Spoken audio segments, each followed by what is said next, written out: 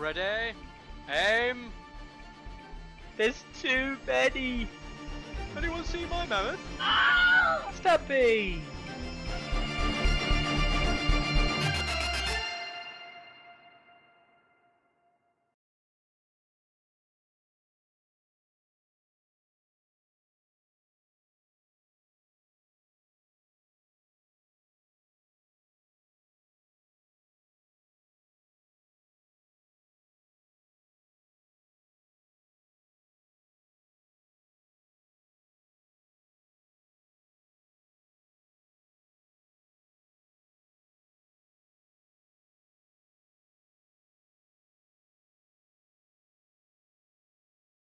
Welcome back to another glorious week, another great episode of Tourney Grounds. Hope everyone's all right.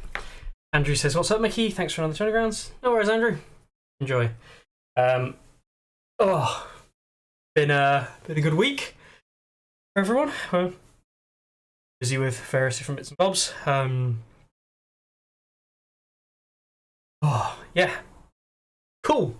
All right then. Let's dive into this week. Close my drink. We're all good. Okay. Cool. Looking up. Haven't seen that yet, and that looks really cool. Awesome. All right then.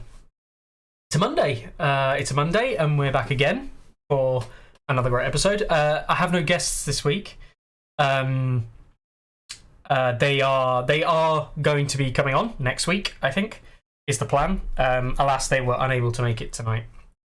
So next week I will have, I think, a pair of guests coming on to talk about some stuff. And I will tell you now, because everyone early will get to know early.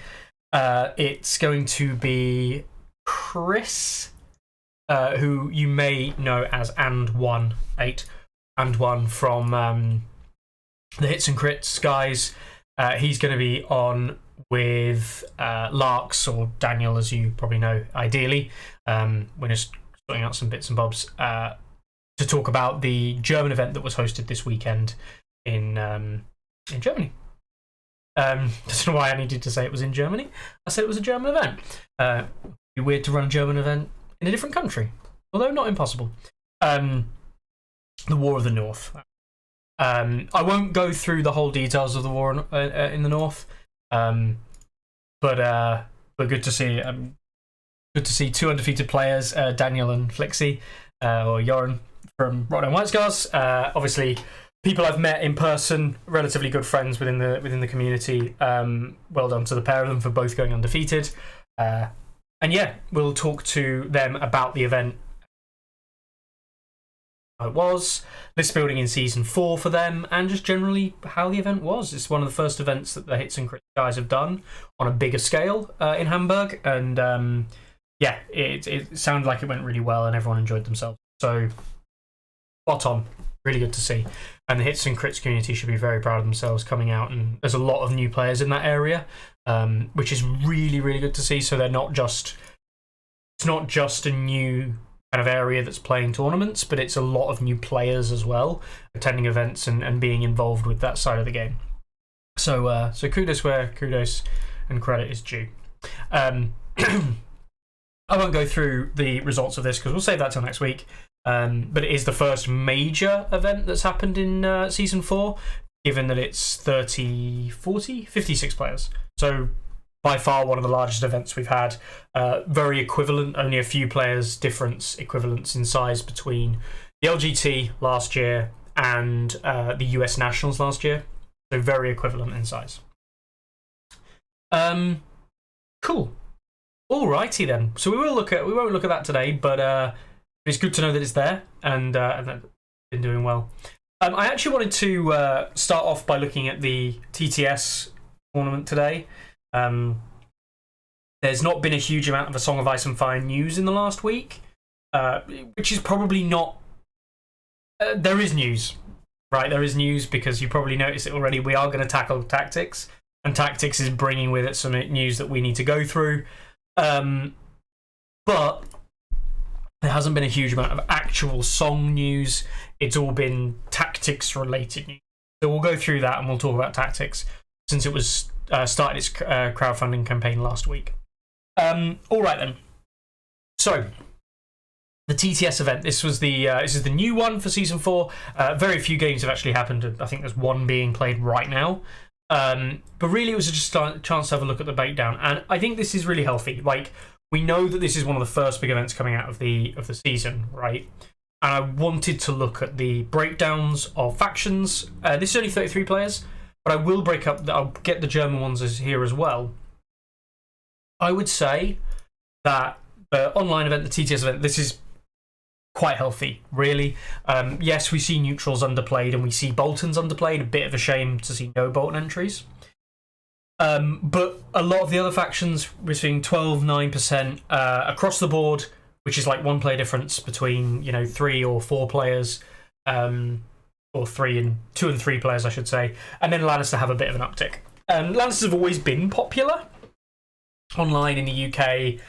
They've always just been one of these factions that is kind of popular. People like Gregor, people like running Lannister lists. They've always had quite a good tournament level. Not as much online. I think this is probably indicative of people looking at Lannister thinking there's some good options, thinking that like Gregor and the no changes to Tywin and everything like that. People are like, oh, I think Lannisters might be quite a good faction. Which is what we say every patch. And then the stats kind of go, yeah, Lannisters are okay, right? And that's where they sit. They sit in this kind of, even last patch where Kevin, it was not Night's Watch, and it wasn't Free Folk, but Kevin was considered one of the top lists in the game. If you consider like it was Kevin, probably Steer / Varamir and John, right? As the big lists. I would call the top 3 or top 4, with Drogo kind of leaking in. Gregor, I think for a lot of people as well, was kind of lurking into that. And there's Greyjoy commanders in there as well. Vic, very popular. But yeah, so Lannisters are making an entrance. But the spread is good, right? The spread is good, is what I'm trying to get to, really, is that there isn't really any outliers. Not significantly. Neutrals has always had a low play rate, so that shouldn't be a surprise. And I think Bolton's, it's a little bit sad now they've got the neutral access that they didn't see any participation in this event, but it doesn't surprise me at the same time. Not really, because they're still not great. Like, unlocking neutrals was a way to help them, but it's not like, oh, Boltons are amazing now. It's just that, yeah, they're okay. Right? They're okay. So, yeah, that's that. We'll look over into the German event as well, though. And here we see a slightly different spread. Targ's taking a little bit of a hit. No neutrals as well, which again doesn't massively surprise me.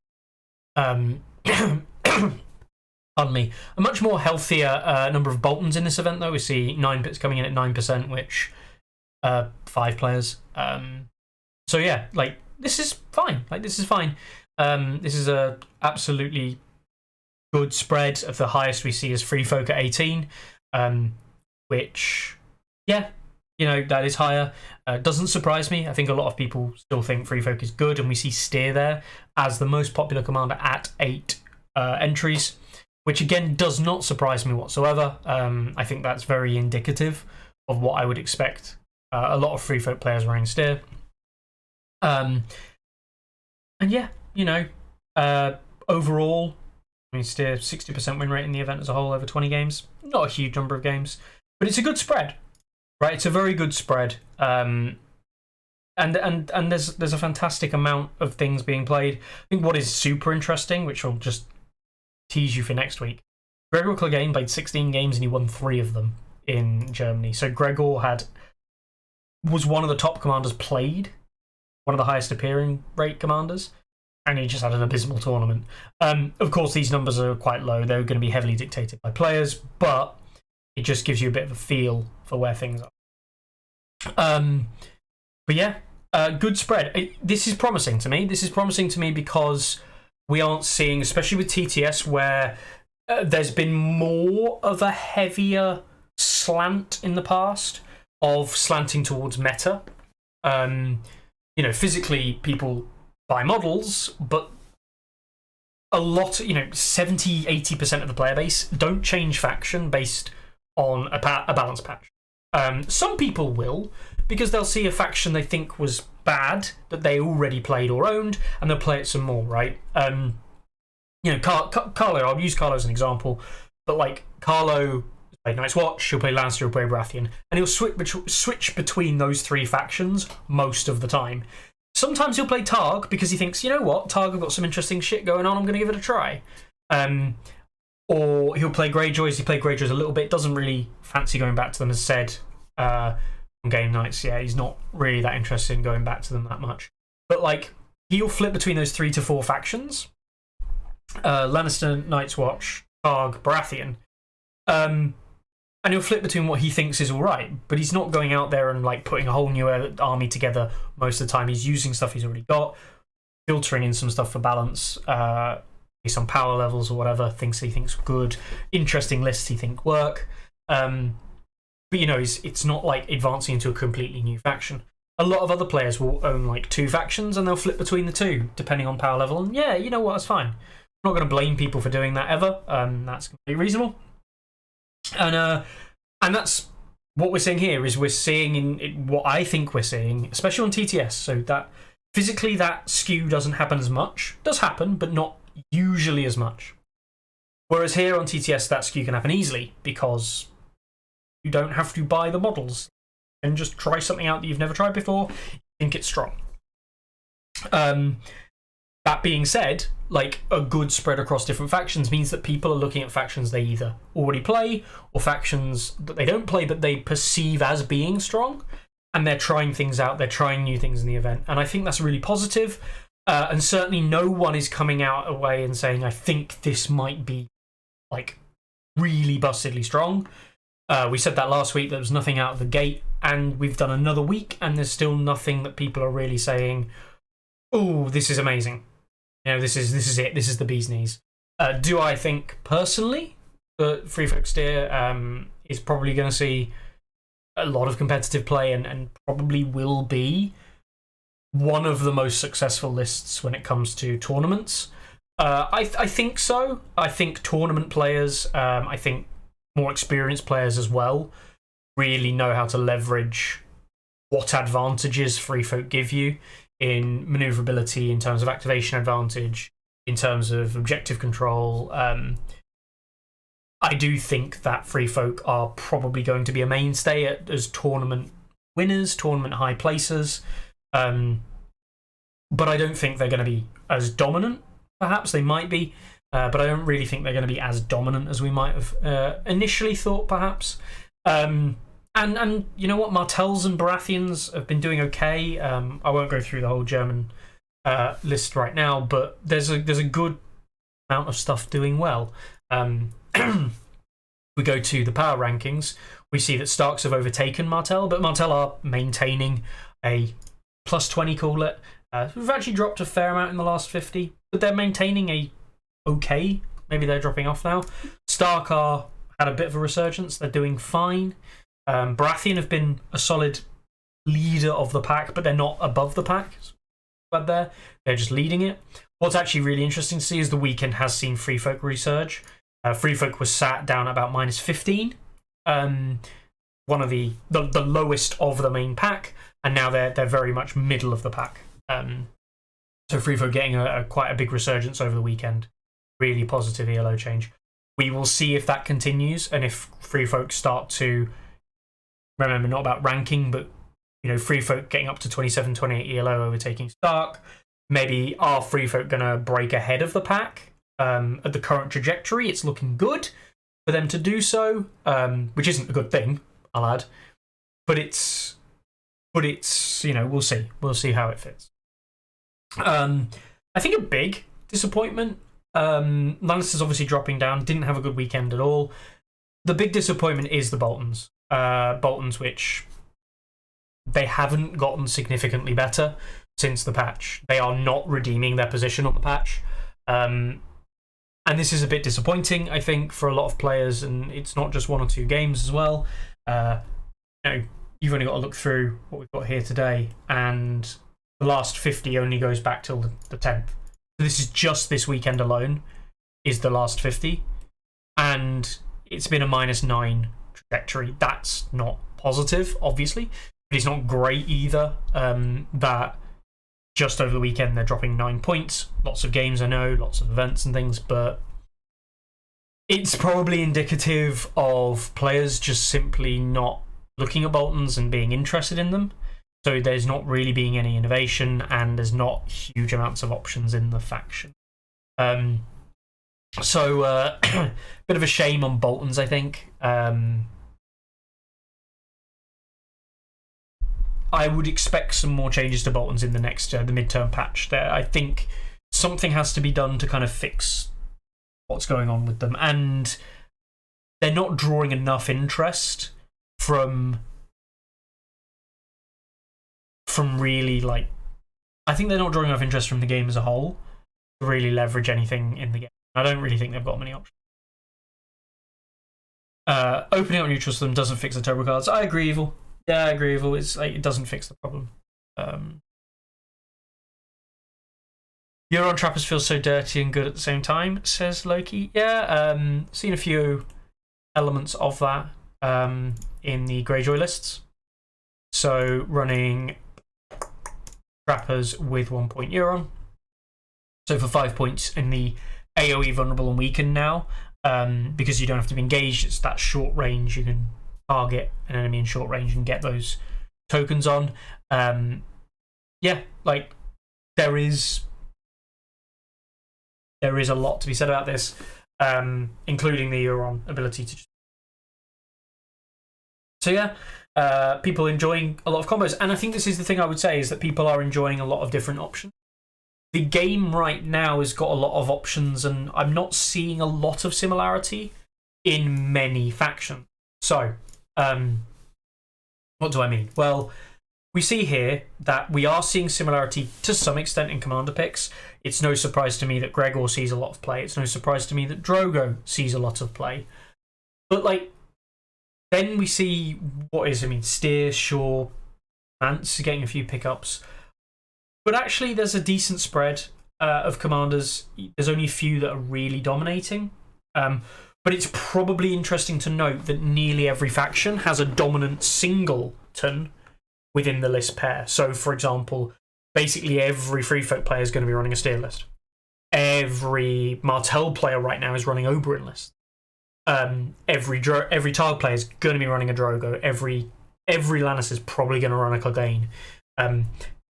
These are generalizations, but actually they're pretty heavy kind of setted as well. That's not to say there aren't other options, but I think one of a list pair seems to be dedicated to a particular commander right now. The second option is where things open up. There's a lot of people running different things as the second commander option. So I think that's where we're going to see the most kind of interest in that kind of two-list pairing. And I think that second list, because it's not just a set thing, I think that second list is going to open up a lot more interesting play within the tournament space, certainly at the moment. Yeah, so Crone says, I think the Bolton disinterest comes from there being little to no reason to pick them up over neutrals. Yes, in short, Brandon, yeah, 100%. Andrew, anyone else play a Bolton player that tried to bring neutral Roos commander? No, and I'm very glad that they prevented that from being a thing. Because it would have been stupid. And I can tell you that neutral Roos would have been better in Boltons than Bolton Roos. Alright. That's actually... So, Keijo bringing Tyrion and Gregor. I'm not going to go through it too carefully for everyone, but I will.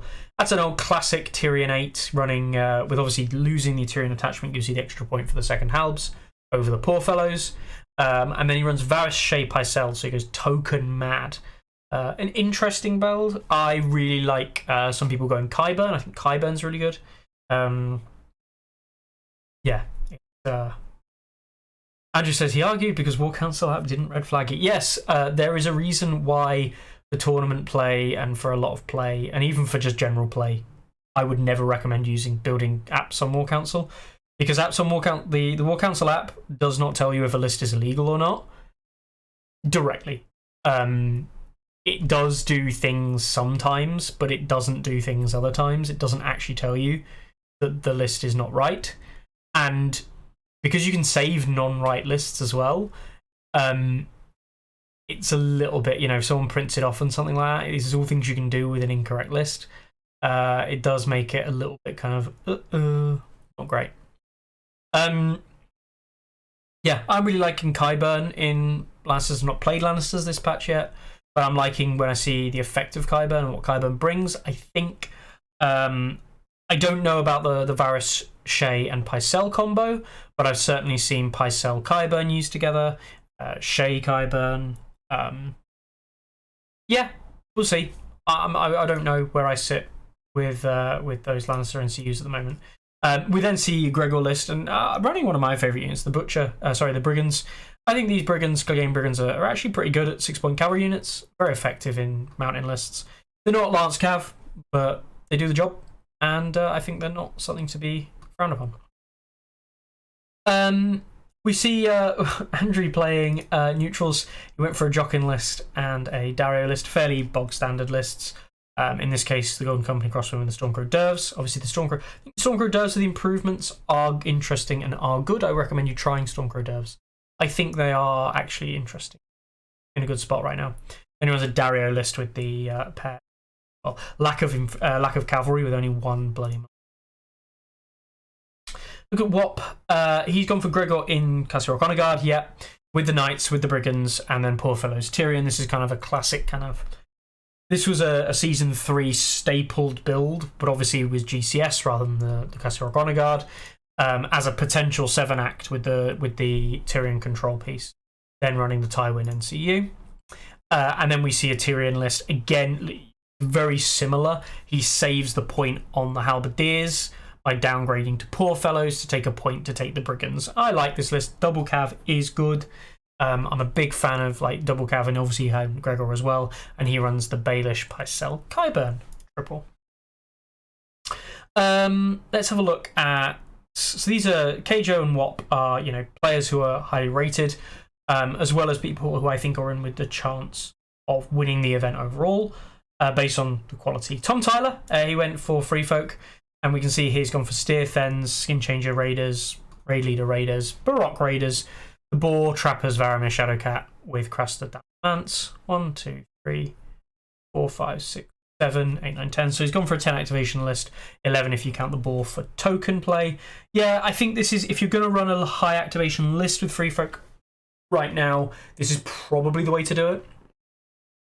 Sitting at 9 activations and taking the Boar to yourself up to 10 is not the right way of running Free Folk right now, in my opinion, because a lot of other Free Folk players are going to want to run 9, and against a 9 you just give them pass tokens for activations you don't have, and against a fellow 10 that isn't running the Boar, they now have no pass tokens, but you have less activations than them, and activations is a whole concept around Free Folk and how Free Folk work and function. So if you've got lower activations than your opponent and you're not benefiting from that in terms of the pass tokens, you're losing out on activation economy, and therefore you are in. Perhaps people don't realise how big a hole that is. It's a relatively big hole when you're running very similar lists on either side of the board. It's a big hole. So things like running the old 9 activation steer list, making it a 9 with the Boar. So you're pretending to be a 10, actually loses out to 9s without the Boar. So the Boar is not adding a significant buff to your faction in those same archetypes. That's not to say the Boar isn't worthwhile taking and other things, but I think if you're going to run the Boar, it might be in an iteration that looks like something that Tom's brought here, where you're aiming to hit 10, pretending 11 activations pretend. So, yeah, interesting. He also runs a Tormund, and I like this Tormund list. This is a Tormund. I like this list. This is a list I've played. And and I think I've played. I'll have to have a look now. Being all. So I run the raid. Okay, yeah. So I run the raiders with the skin changer, and he sends with the skin changer. He goes for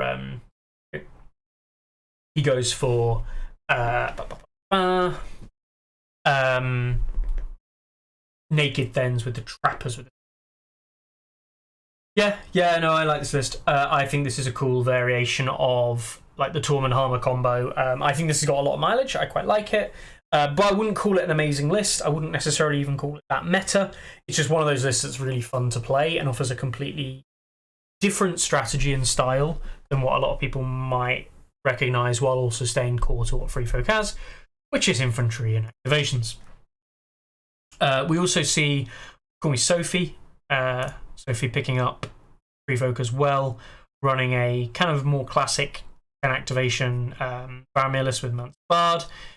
And then the Free Folk steer list, but he drops Barak to run, and Barak and the Walrus Chieftain to run Harmer in Cave Dwellers over the Chariot, and then double skin changes in Raiders. Certainly a variation of a list I was thinking of, the Season 4 variation of steer that I was looking at running, very similar to what I think is probably quite good. So fully understand why this list.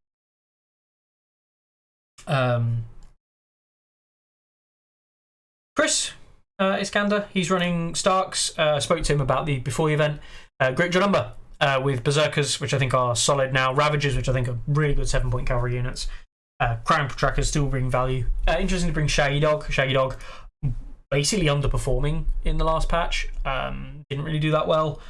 Varys probably meant a lot of players lost Shaggy Dog kind of accidentally. And he runs the 5-point. Well, I quite like this. There's no neutral NCUs, which is interesting. Yeah, I like it. It's cool. He also runs a Brynden cavalry list, opting for double Ravagers, Cavaliers, Outriders, Atlin, Paris. Not much to say there. I just like this all cavalry. Let's look at Brett next. Hi, Data. Brett repping his ever so favourite Lannisters, and he goes for a very similar kind of mapping build that we see. But he runs it at 8 activations with Gregor, running Cutthroats Gregor, which I do think is a really good combo, to be honest. I think people underestimate how good this combo actually is for 5. But currently, Knights of Castle Rock, Brigands. Stormcrow Mercs Tyrion's a bit different. Could easily be Poor Fellows Tyrion, but Stormcrow Mercs at 6 morale. Playable, decent unit.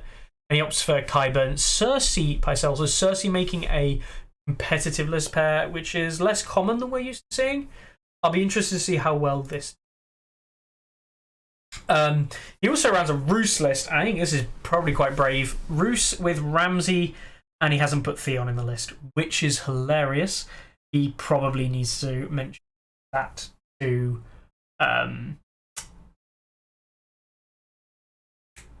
Jacob, because I'm 99.9% sure he's meant to have list. He just put it in with High Sparrow, Cersei, kind of semi-red cloak, semi-type. Yeah, cool. It's an interesting build. I think it's one of these. This is kind of a list that I think should work and it was really fun to play, but then just doesn't work in the way that it feels like it should. Underperforms, even though it feels like it's got a lot of cool synergistic pieces. So look. Which faction has the worst tactics deck currently, and why is it? Night's Watch says, whoa, shiz. I'm guessing that might be Wojciech. But I might be wrong. Wojciech. Those initials, anyway. Well, who is it? So, the current worst deck in the game is not Night's Watch, it's probably Bolton's. Just going off the rankings here. Bolton's by a country mile. The Night's Watch deck isn't good. I do think that people overestimate how bad it is. Night's Watch are getting worse. I think it's fair to say that Night's Watch are worst faction. I think that's not stupid to say. I don't think that's unfair to say. I think that should be fairly obvious. Night's Watch are a worse faction. I don't think they're as bad as people think they are. Like, I think they're still fine.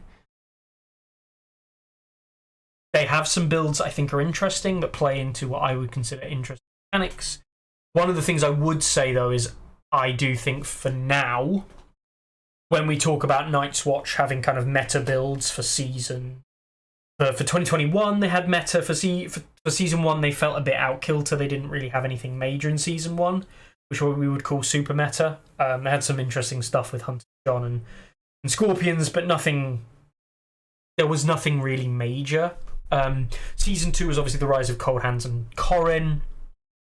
And then Season 3 was the return of Corrin and Cold Hands, basically. But it did narrow down their options.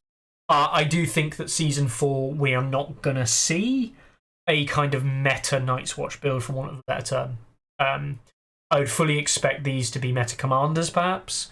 I think Benjin is in that conversation as well. But I don't think we're going to see kind of meta list builds and meta kind of inclusions and things like that. There's going to be some good lists out there. It's going to be interesting to play them. I think they are a more interesting faction to play right now because of the changes. But I do think we're not going to see this uber strong kind of like one top, like if we call S tier. We're not going to see an S tier Night's Watch list, I don't think. We are probably going to see A tier ones, not S. Yeah. So Night's Watch doesn't look great, but I think they're fine.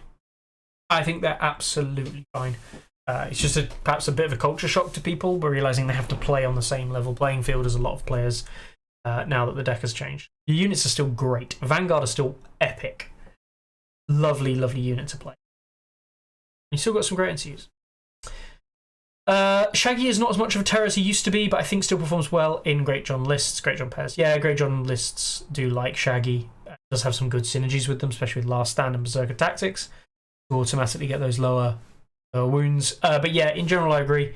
He fell off. And yeah. He's okay. Shaggy's okay. Are you okay, Shaggy?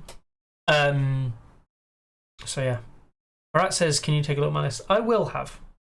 Don't you worry. I wonder if Sellswords would be better. Interesting. Sellswords over... I'm guessing that was over Cutthroats, maybe? Or over the discussion of Chromax. Tyrion. Maybe.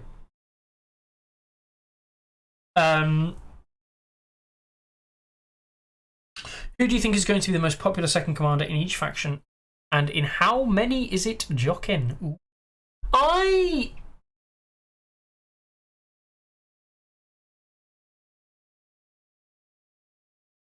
do think Jockin will see some rising play. Yeah, but Sellsword instead of Cutties. In that reference, Sellsword instead of Cutthroats for Gregor. I like Cutthroat Sellswords myself. I think they're quite interesting and cool. But I do think that Cutthroats just synergize so well with Lannisters and Gregor.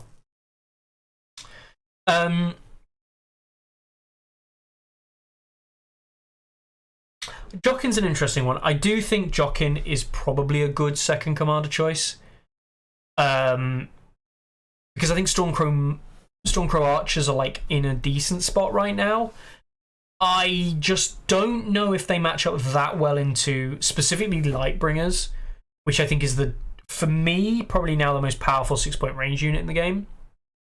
They don't match up that favourably into Lightbringers. Not badly, but not favourably either. And unfortunately, Jockin with Lightbringers being what they are, and Jockin and Brothers in Arms attaching in the way you detach it, means that the Stormcrow Archers with Jockin is, I think, particularly weak to Lightbringers, who are also the best 6-point range unit in the game, probably in slot at the moment. So it's like yes, Jockin in Stormcrows is good, and you have some nice auto pass panic cards, and there's a lot of said there. I won't explain Jockin, but it just so naturally kind of feels that the Lightbringers, who are probably one of the best in slots, are kind of quite a natural counter. So yeah, Jockin probably okay. I don't think Jockin's going to make a lot of secondary lists. I think he's got some good cards, don't get me wrong. I think he's playable. And I think Stormcrow Dervs are playable with the Brothers in Arms as well. I just don't know. That's the thing. I can't sit here and knowingly tell you that Stormcrow Archers and Stormcrow Dervishes are really going to completely change the pace of Jockin in other lists. And then it's about how do you leverage Brothers in Arms, or if you choose not to. I think choosing not to right now is a possibility, because Widow is just so effective for 0 points. Like, it's just crazy how good he is for. But I don't think. I just think there's better options. My question always comes back to, does Jockin offer as a second list something different that your first list doesn't offer? And I don't think that's true. Without, completely random analysis, without knowing the faction we're talking about, without knowing literally anything about what we're talking about in context, like, I just don't think that's true. Yes, later on, yeah. So Data saying Dervs with Sundering from Widower was fun, and Jockin was in Storm Archers. Yeah, I think Dervs are a very good place for Widower right now, which seems ironic because it means you're not going to use Hold the Line that much. But actually, it's one of the best places for Hold the Line, because if you get charged, you activate Hold the Line, hit, and bug out. And when you charge, you don't have to retreat out. So having it as an option, but knowing that you're going to activate early next round, hold the line, and then hit again, or hold the line, kill the unit, and then charge another unit behind it, I think that is that's massive. People don't realise the strength of a late round charge into something like Cutthroat, something squishy, right? Then you activate, hold the line, kill the unit you're engaged with for this 6-inch charge into the next thing, because you've got 6 move. You can bang hit there and then get your free retreat off the back of that, potentially into a flank getting token play. There's a lot to be said about not using the retreat when you have it available, as well as using it, obviously, to gain ball position. So yeah, Hold the Line is OP. Nah, Hold the Line's not actually that OP. Hold the Line's a good ability. I think Hold the Line is a perfect ability that exists in the game right now. Maybe a little bit too strong. Could be dropped to 1 extra hit rather than 2. But Hold the Line's a very good example of an ability right now which favours the discussion of whether you take swords or activating your unit. I'm not saying that this is you just take swords. But if you've got units on low health and you're thinking, God, I don't know if I'm going to kill him with just my attack from swords, and he might kill me back because I'm quite low, it becomes a question of, do the extra few hits from Hold the Line warrant the kill better with the activation? So I think Hold the Line's a very good ability because of its trigger and the way it works that incentivizes certain play strategies and maybe play cycles and stuff. And what it adds for me is an interesting decision point. And whether or not that's easy to analyze, right? That decision point might be very easy to analyze in lots of situations. But in some situations, I think that's an interesting decision point, and there is right and wrong ways to take it. Sometimes the difference between right and wrong will be minor, right? So it becomes down to a choice, preference. But the fact that it gives you an interesting choice, I like abilities that give you interesting choices. I think interesting choices existing in the game is a good thing. I think introducing interesting choices that allow someone to analyze it and come up with what they think is the right decision, which also benefits more experienced players, more skillful players, because they have a better analysis of that decision point. I think anything that adds really good decision making like that is a positive for the game. 4 times Queensman is looming. Yeah, I don't know. I disagree.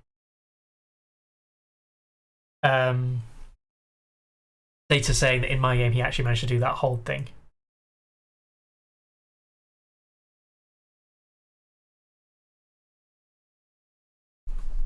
I've only just poured that water. It's incredibly stale.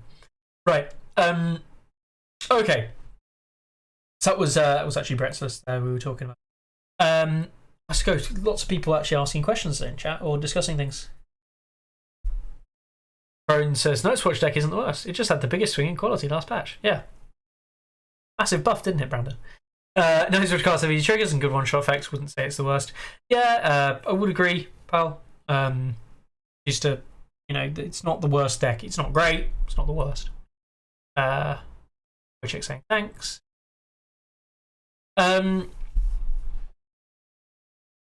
Ruthnix is relatively new player here. Is Simon buffing Starks that even more people buy the poster boys? 14 combat units plus 3 dogs plus versus other factions sitting not even having plus one as yet. No. So Starks are getting buffs because they were quite weak. They've not been doing that well. You've had some, you know, A tier builds and stuff, but no real like some fringe S tier stuff. Maybe from Great John and like the Tully Cavalier list that we saw, but like not really any kind of trend setting S stuff that we see. Super list. So yeah, like Starks have just been not great in a not great place, especially with the number of 6-point units they've had for so long that have sat unplayed and basically, I won't use the term unplayable as in they were unplayable, but unplayed and kind of untempting to play. Like there was actually no, you didn't look at them thinking, oh, I think this unit's going to be really cool to play. You just looked at it and went, it's not even that cool to play and it's not good. Like just lackluster, pretty boring design. Like 6-point infantry units, just Starks have had so many of them for so long, and a lot of them just do similar things, and you just think, God, half of the melee infantry 6-point units feel like you're just never going to want to put them on the board. So why would you? It's just a shame. So yeah, they've got buffs, but they've been not in a great spot previously, Ruthnix, so it's a good thing. Yeah, Jockin doesn't feel Drogo level. He doesn't. Drogo's just good.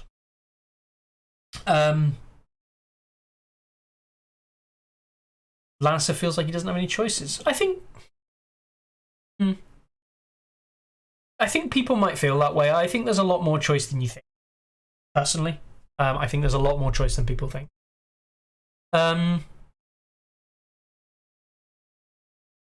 So much for 6-point melee infantry jank for Stark. Yeah, exactly. Especially now, Berserkers are good though. Right, let's have a look at Suster's Ard lists. He runs a Queensmen with OTK, Davos Mercs, which is interesting going the Davos Mercs and then the Bronn Lightbringers. Makes sense, and if he's including both, that makes sense. But it's interesting he's gone for that route. And then he's gone for the Bryn, Faring, Kingsmen. Okay, the Kingsmen are good. Kingsmen are good. He's gone for the Bryn, Faring one for protection of the crown and true conviction. It doesn't really need true conviction, not really. But the protection of the crown is pretty good in a Baratheon list which is looking to control crowns a lot. With Mel, Axel, and Jaqen especially, this is, I'm just going to nuke you. I'm just going to do lots of nukes, and I'm going to panic you off the board, and I'm going to wreck your face with some Kingsmen if you get close. Queensmen, with the changes, yeah, they are hard to kill. They're a bit of a pain. I personally don't think this unit is amazing. It's just one of those units that's a pain in the butt. Just navigate around it. Oh, dog is knocking to. It's all good. Right. We've got the Rightful Heir in Kingsmen with Glory Seeker Champs, Davos Stormcrows, R'hllor Lightbringers, Patchface Crescent Axel. That's interesting. So he's gone for both Stannis side, both looking at Axel, and I know Axel's all right. This is more control. First, the cavalry, which the other list doesn't have. I know these lists are run by different commanders. This is more panic skew, obviously, with the Melisandre Jaqen potential. The thing with this, like, this is a Rightful Heir list, right? And Rightful Heir lists like this are fairly standard. They're fairly good. What I actually really don't like about Suster's list combo is not running a DSN. No DSN in a list pair, I think, is a big mistake. I think DSNs are incredibly good right now with the change to the token. One of is fine. And I know Suster's a big fan, used to run DSNs. So I'm interested to see where he's going with these two, and obviously not sticking with any Renly side as well. I personally would love to see. I really like to see when people run Renly side and Stannis side together in a list pair. I think they bring different things to the table and different problems. I don't really see, like, apart from the inclusion of Melisandre or not, I don't really see myself having to run different iterations of lists into these two things. I think they both solve and provide the same kinds of problems. And as a result, I kind of like... I'm not saying it's easier, but it is a little bit kind of like easier to counterpick this pairing. But I do quite well. Last 4 games, in every game, DSN died to an attack with weakened. Yeah, I mean, if that's going to happen, that will sour your opinion of something. But, like, you can actually work out the odds of that happening, right? It's not that high. You try new things, which is fair enough, Schuster. Absolutely fine to try new things, pal. Completely understandable. I'm disappointed. This guy's called White Walker and he's running Baratheons. I feel like he should be running a White Walker faction, even though they're not in the game. Before she says about Stark 6-pointers, a lot of 6-pointers, and they don't do interesting things, except for one or two. Data. Lannisters have choices. You can now choose Joffrey and Kingsguard without it being terrible. Yep. Then you get to yell at models when you play as cards. Yeah, you do. It's great. Yeah, I think Lannisters have got some interesting stuff to try. I do think because of the slight nerf to Kevin, that and technically Pycelle, there are things you feel less powerful and perhaps a little bit aren't as good as they used to be. I think that's fair. But I think that Lannisters have got some interesting stuff. Like this isn't really like what I would necessarily build, but looking at like Brett's second list with Roose and this whole kind of combo with Joffrey and things like that, like, this is actually now kind of relevant into the meta. This is kind of now a little bit more powerful, and Crown's Control matters a little bit more into Baratheons. Like, I'm not saying this is it,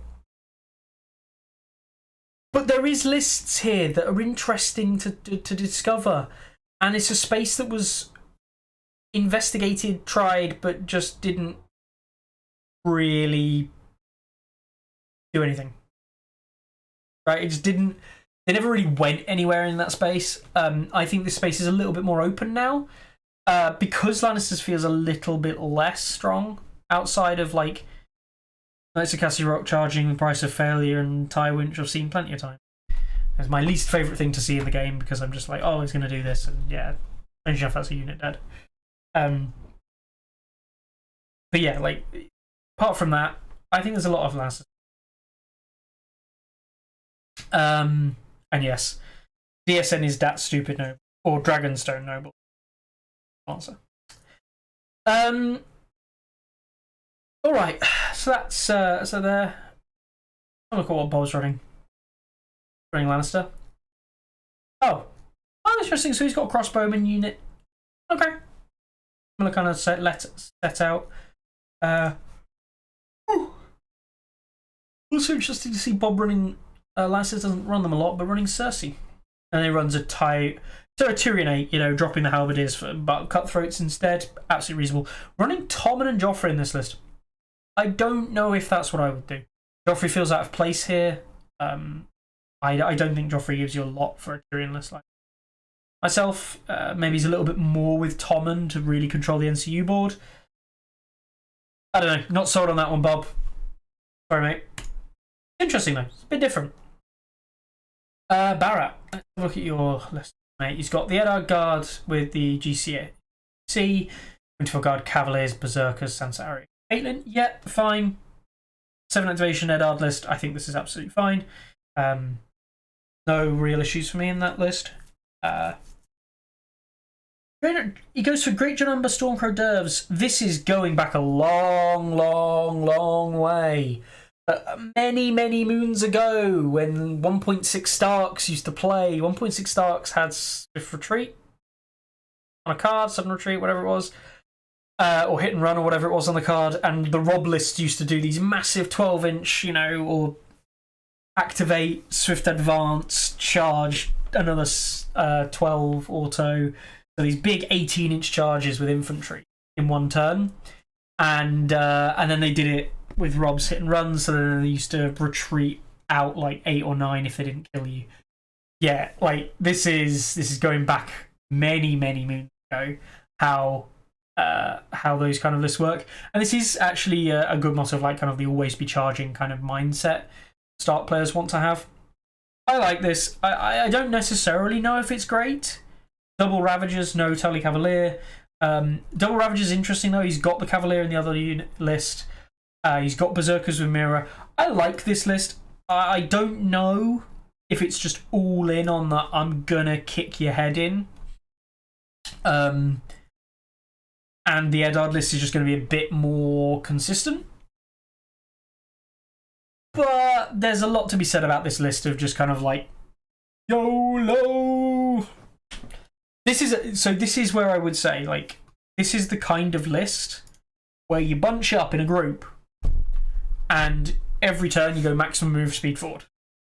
And if there's something in your charge range, you go, I'm going to charge that. And you go, how are you going to do that? Well, I'm going to move into charge range and then I'm going to charge it. It's quite simple. And you just pound at the door. Just absolutely pound at the door. It's not a list I necessarily enjoy playing. It's one of those lists that when it works, it's great fun and you have a great game and everyone's just dying everywhere and you kick the shit out of each other. It's one of those kind of lists. And then when this list doesn't work, you're kind of like, I just want to get engaged. Why can't I get engaged? It's really annoying. But I still like it. Interestingly, no neutral NCUs. This is something we've seen, and I know we're not looking at everyone's lists. We see, like, I've just looked here, Gamma, no neutral NCUs. Let's look at Jake, no neutral NCUs. WOP, he ran a little bit. Yeah, he ran Vaishar, Varys, Peter, and Shay. Similarly with Keijo without the Peter Baelish. But, like, there's not dominant NCUs like Varys and Baelish appearing every list like we've seen in previous iterations of the game. So the finally may have, certainly where people are trying things out, may have helped stifle the appearance rate of these kind of NCUs. That's a good thing. Good thing. Still think Varys is good. So yeah, that's what I'd say about your list there, Barat. Jake Covey, also running OTK and Rightful Heir. Very similar but not same lists. I do love this. This is 9 points of I'm going to kick your head in every single turn if I can. And it's good fun to play. Running the Halberdiers with OTK. Yeah, fine. Goes for the Mel Jackin and Tycho. Interesting. And then in the Rightful Heir list, which runs the Dragonstone Noble, double Kingsman. Oof. Love to see it. Ooh, Thomas, who is a friend of Stats and regular watcher. Mr. Nachtalb. I used to call him Nachtalb. It's not Nachtalb. It's Nachtalb. I can't remember what I used to call him. But he sent me a thing last year. Was it the year before? Nachtalb. Nachtalb. I can't remember how you pronounce it. I do apologise, Thomas. It's been a while. But yeah, he's absolute legend. And he's running Cotter and Benjen. I do think this kind of iteration of a Benjen list is very strong. The differentiation of where you put Benjen and Watch Marshal is interesting. The exact NCUs you take maybe is change up a little bit. I do think this Benjen style core cavalry list is strong though. I think this is a contender for an A tier list.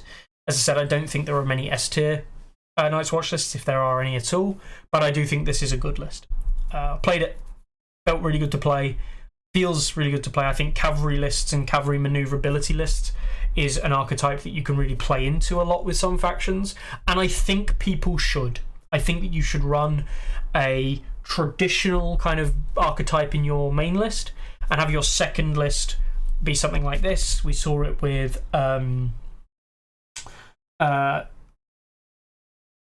Chris Iskander and his Brynden Tully kind of list as a second list. We see it here with Thomas with his cavalry Benjen list. I am a big fan of these kinds of styles of list building and this variation it brings you. I do think they have different strengths. I think they have different abilities. I would say to you all, try these cavalry builds out. I think they're interesting. And that doesn't have to be Night's Watch. It doesn't have to be Brynden Tully Stark. It could be any faction. I'll show you a list I've enjoyed running. A few games. Who else got? The Black, decent player from Poland. He's running Gregor. He's gone for the Gregor gold, red cloaks, sandal gold cloaks. Yeah. And interesting, going for a Tywin list with double knights. Yeah, interesting. No Tywin NCU, of course, lowering the ability of that one shot a little bit, but it's interesting nonetheless. See how that goes. Oh, we'll have a look at NSB. He's running double Drogo. Sadness. Drogo Blood Riders. That's good to see. Drogo Blood Riders with Drogon, Screamers, Outriders, Khaleesi, Varys, Barristan. Yeah, this is a fairly, obviously a differentiated version of what we saw last patch of the Drogo dragon list, but kind of like a similar working piece with it, the one dragon. Yeah, I think that's fine. Not going for Unburnt and Khaleesi because you want to control tokens a little bit. Yeah, it's interesting. And then we see Drogo Screamers, Drogon Rhaegal, Stormcrow Doves with Jorah, which is a replacement for GCS. Then Dany Unburnt, Varys, and Miri Mazdur for the healing. And that zone replace, Panicked and Weakened. Oh my god! That zone replace, Panicked and Weakened with a heal 1 is like brilliant. Like, people have no idea how good that is. Round 1, being able to just take the swords, zone replace for a Weakened and Panicked is just brilliant. It really is such a high value zone on round 1. You just get to put 2 tokens that you care about a lot, that neither of them, like, bearing in mind that for a long time these are tokens and token play in general was a Targ weakness. Now you give vulnerables on the charge with your Screamers and you got Weaken and Panic with Miri at front. I think Miri Mazdur is great for that zone replace. Honestly, I really do. I think it's something that Targs have been missing. Targs have been missing this component. And this component alone is what I would consider was a difference between like Targ lists that worked and Targ lists that felt strong. So yeah. Okay, cool. Yeah, that's a more classic build on what he was running last patch. This is perhaps good to see Drogo's. Let's finally have a look at Mark. British Night's Watch player, as you probably already know. Running double Vanguard, Cold Hands, Swarm Bros, Cotter Pike. Go and kill some people with Donald, Torrin, Psycho. And then we see the Tracker Benjen list, double Tracker, double Vet Senior Builder. Aemon, Baelish, Donald Noy. I don't know about this list. I told him that I don't think this list is that good. I think it's a bit of a meme. I think it works on certain things. He also didn't think it was amazing, but he's going to give it a try and test it out a little bit. And I think it's an interesting list. It's not the kind of thing that many people will have good solutions for, I think, and therefore will probably be all right. I hope he does well with them. Hope he does well. Again, huge propensity to take cavalry, right? Lots of cavalry. Cavalry is good. Andrew, how did she slip under the radar? Yeah, I mean, she didn't slip under our radar, but yeah, I think a lot of people don't realise actually how good Miri might be now. I think she's a very good NCU. Before. And not like ridiculously powerful either, like good, like a good NCU. You want to include Miri if you can, but like at the same time, you don't feel awful discluding her in a different build, right? If you're not going that route, if you don't feel like you need that, like a more dragon-y style route, then not taking Miri is fine. Yeah, there we go. That's kind of like a breakdown of a bunch of lists. Hopefully that's everyone's list that they wanted to look at. I think it's interesting. I went through players I would consider decent players. plus some of the other ones. People who I think may have a good chance of winning the event. We will see, obviously. Actually, Rithik says, I feel my Lannister boys feel like guardsmen, and the other factions are all Eldar. Space Marine, Chaos Space Marine, Nids or Necrons, without the overwhelming artillery support. Maybe. Lannisters have always had this weird identity of being like, the control faction, and then not really having that much actual good control, and then having like weirdness in the other departments. Like, just stuff doesn't really work as you feel like it should. I don't know. I quite like Lannisters. They're not really my style, unfortunately. I do like them. Did I lose a bet for a haircut? No, Ramza, unfortunately not. I've still got my long hair, which does need a cut. Yeah, it's ridiculous. It does need a cut. But that will be happening soon. All right then. All right. So,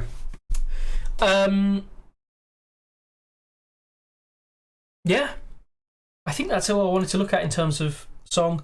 Some interesting lists there, some interesting predictions. I don't know who's going to win. I probably feel like I should put my money on Sophie. I think Sophie understands the list building, why she's done what she's done. I think she's in with a good shout. Tom will probably do okay with his list pair. Tom is a good player. Slightly less experienced on free focus he is in neutrals, sorry. And Targs, which he's played quite a lot as well. He might have hit upon an interesting build in his tier list, which is interesting. But yeah, I do think that Sophie probably be kind of like she's probably my edged in to win it, especially because she just won the season event that just before this did, although that was cut short. Yeah, right. Look at some nice pictures. So this is some King's Men, who are obviously recently buffed. These have actually been posted on quite a lot of Discords anyway, but one of his friends had told him to send them directly to me so I could show them off on stream. And this is Alejandro Igano. Hopefully I've pronounced that right. And he's painted up these lovely Kingsguard in non-metallic metal. And you'll also notice no bases. He has done the painstaking job of making them magnetized so you can pull the models off one. We've seen the basing in this style done before. Yeah, absolutely lovely. Lovely. I love the tabards aren't all the same, and they've all got kind of like different, either minor house kind of affiliations or slightly different color scheme going on. Really like it. I think they're a lovely looking model, lovely looking unit together. Yeah, look at that. It's really nice to look at. And it's weird because there's not a lot to say about it apart from that. It's just very well done. Lots of brilliant effort has gone in to make a unit that just looks lovely. Like, I have no other words. It just looks lovely. So yeah, congratulations, Alejandro. Really, honestly, really nice. Zeros. 2 fat zeros. Oh, 2 zeros. 2 fat zeros. Is that overrating something? Have I broken the law on number of zeros I'm allowed to give? I don't know. Armor walking through a stream with no mud on feet. Fail. Ah, I know. Maybe. Is that my constructive criticism? Add a little bit of weathering to the armor and the bottom. Like, sure. If you're going to be picky, 0 out of 10. Yeah. No, I mean, I think they're really nice. Like, really solid unit, solid work. And this is the kind of thing you can see that someone's put a lot of effort, time, and love into as well. And if you enjoy the hobbying side, and this is what you end up creating because you enjoy it and you love it, then kudos. you just get a vibe. You get a vibe with certain things, and this just vibes with me really well. And the models are sick. King's Men are a sick model. Like, I know that they are like borderline, like they're all borderline two-handed barbarian poses from various different iterations of like Hero Quest and things over time, but they just look brilliant. Like the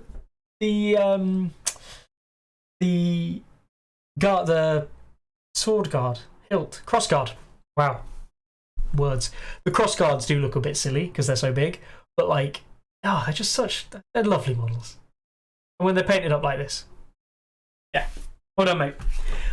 Right, should we tackle the other big thing? There's 63 people here listening to me ramble on about good or competitive things. Should we tackle the other big thing? We're an hour in. Tactics. Yeah. It's been released. Well, not released, but it's on GameFound. It's got 10 days left on the campaign. We'll have a look through what's revealed so far. I'll talk about my feelings with it at the end. We'll have a look through. If you weren't aware, there's been a lot of chatter around tactics, so I'm sure most people will be aware. But I just want to highlight a few things as we go through the campaign. Yeah, let's just dive in. Right. So, I'm not going to talk about the game itself. Right, I have watched the gameplay videos. I'll be very honest. The gameplay videos, they don't impress me. Like, I'm not going to say the guys who did them are bad. No, nothing like that. They've done a great job. Made some good kind of battle reports and stuff for it. But I can't say for me that they did. I don't think they did necessarily the justice of the game, and I don't necessarily know if they really had a good showing of the game, or if it's very much kind of like we're here to promote the game and this is how we're going to promote it. Here you go, bang, done. I'm not going to sit here and say it's bad. It isn't.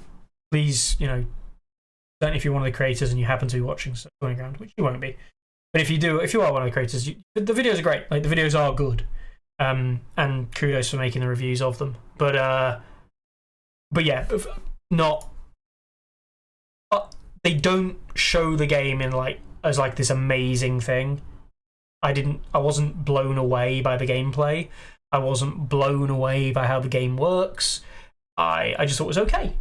And that's not indicative of you, it's the product you're reviewing, right? As well as potentially experience with the type of game, perhaps. So, all right.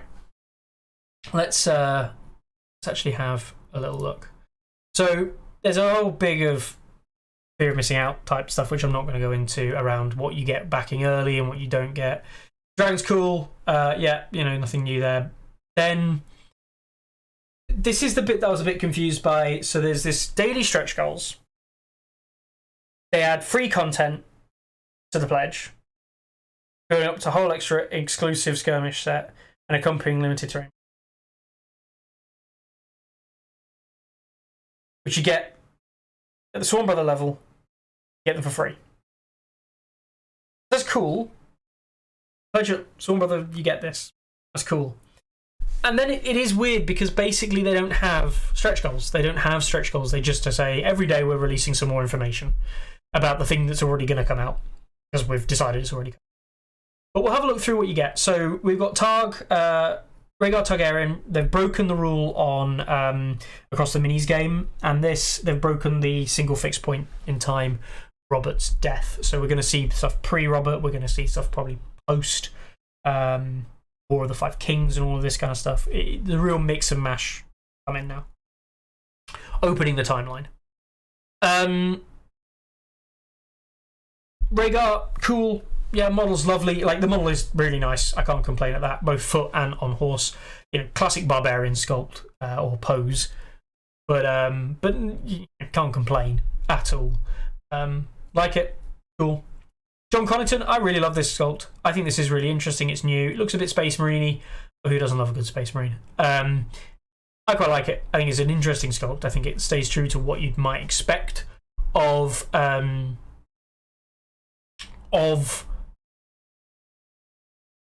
character, you know, as a whole.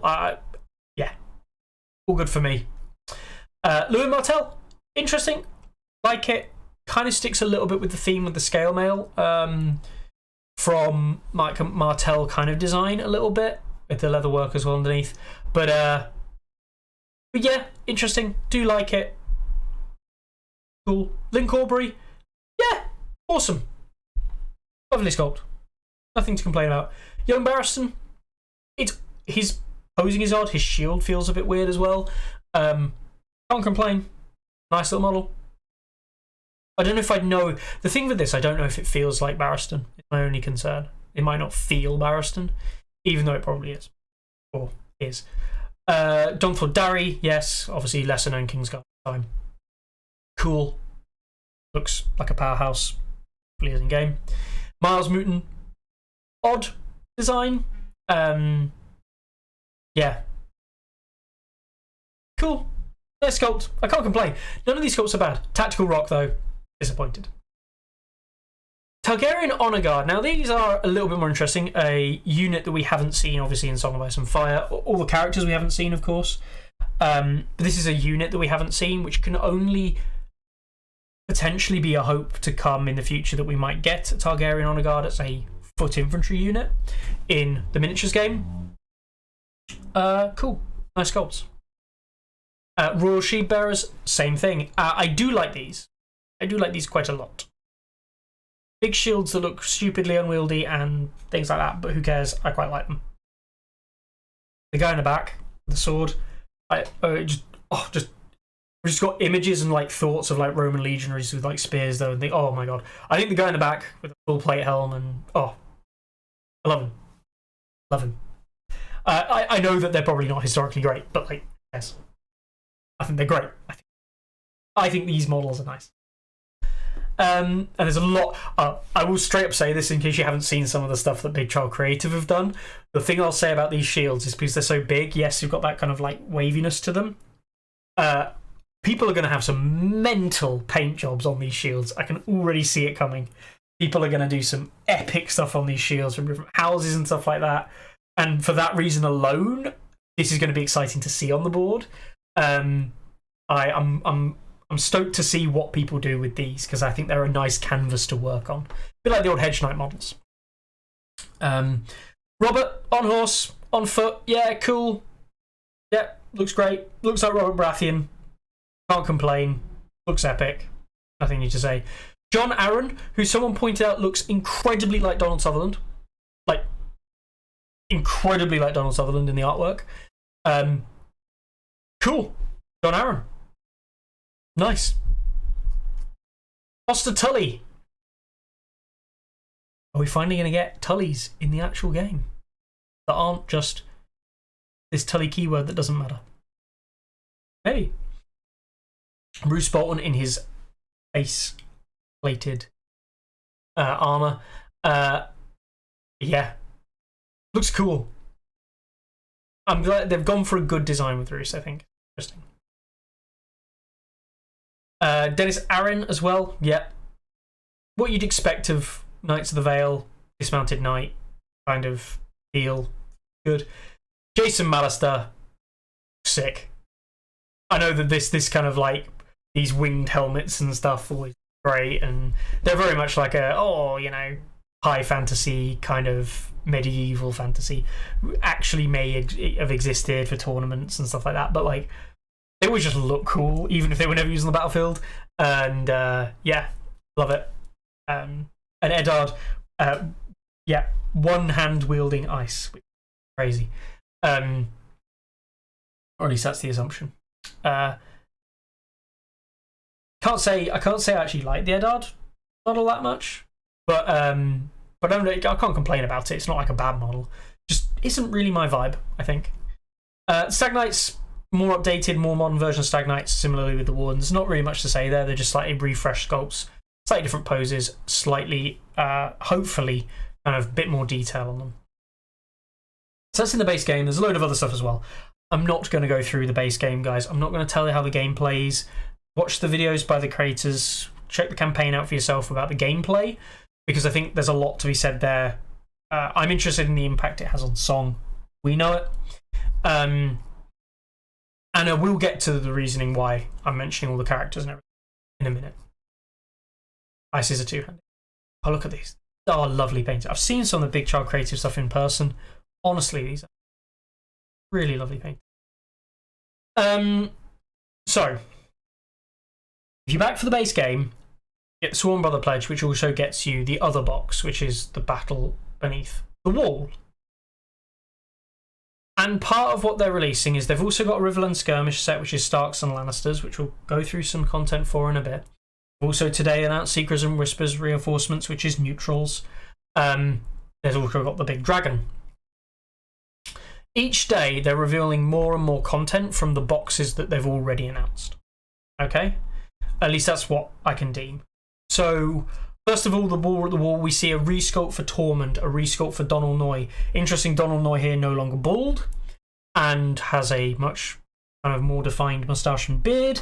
And it's also his different arm that he's missing, I think, in this version compared to his Song of Ice and Fire Minis version. So he's got a different arm missing and a completely different haircut. Different person. The Tormund resculpt have changed his face, but it's still Tormund, right? Losing his braces, or at least losing what looks like to be his braces, his armbands that he has from the original Song Mini, with those armbands that he wears. The new steer does look sick. Not gonna lie, new steer looks great in render. Much more steer-like. Nasty bloke, evil, eats people, kind of a bit of a dick. Yeah, much more suitable. The Jon Snow, people saying that he looks a bit more like Wildling Jon Snow than Ranger Jon Snow. Yeah, maybe. Also Tactical Rock. But yeah, fine, whatever. Can't say much about it. New Veteran sculpts, which will be nice. New Sworn Brothers, which, again, these are all things you can just pop into existing units. And then a new Mag the Marty sculpt, which is really annoying, given I've got a converted Mag that I use, where I broke everything apart and kind of built him. But yeah, fine, great. So what does this mean? Well, a couple of things, actually. This is Kickstarter exclusive. The Night's Watch versus Free Folk is crowdfunding exclusive. So this is difficult. It's not limited. It's crowdfunding exclusive. So essentially everything in the Night's Watch versus Free Folk box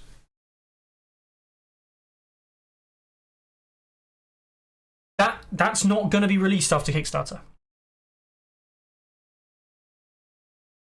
That means the stuff that is playable in that box, Steer, Tormund, Mag, they aren't going to be ported to a Song of Ice and Fire Minis, because they wouldn't be tournament legal. And creating stuff in Song of Ice and Fire Minis that's not tournament legal is not a good idea. And also, I know that some people say, but like Kickstarter exclusives were not tournament legal for a long time because they hadn't been released.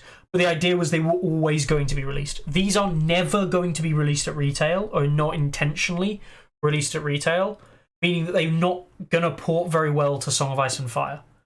That's a shame to me. Having tactics models, we can use Steer, we can use Tormund, we can use Mag in the minis game, but not being able to port and have these versions, new versions of commanders, refreshed commanders and things like that, portable into the tactics game, the minis game from Tactics, is a bit of a disappointment. And that's true for all the Free Folk stuff and all the Night's Watch stuff. That's Kickstarter or GameFound crowdfunding exclusive.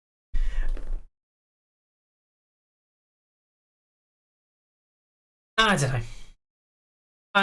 That irks me a little bit. Not much, but it does mean that those things are not going to have content for Song of Ice and Fire Minis, most likely.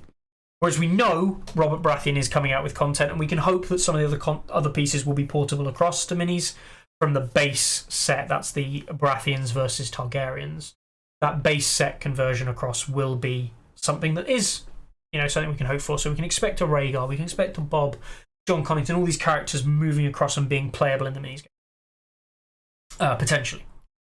There is also a Stark versus Lannister box, which they have got a video on. I don't think they've got any of the information here.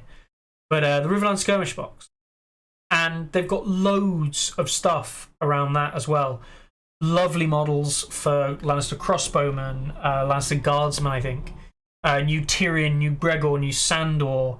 I think new Sandor anyway. There's a whole bunch of new characters. Jaime, all being resculpted and being re-released, including completely different designs. They actually look very different from the.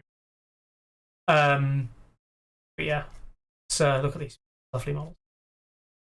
There we go. So we've got Rob looking older. That's not a young Rob at all. Arya, Roderick, Caitlin, I think. Answer. Great John Umber.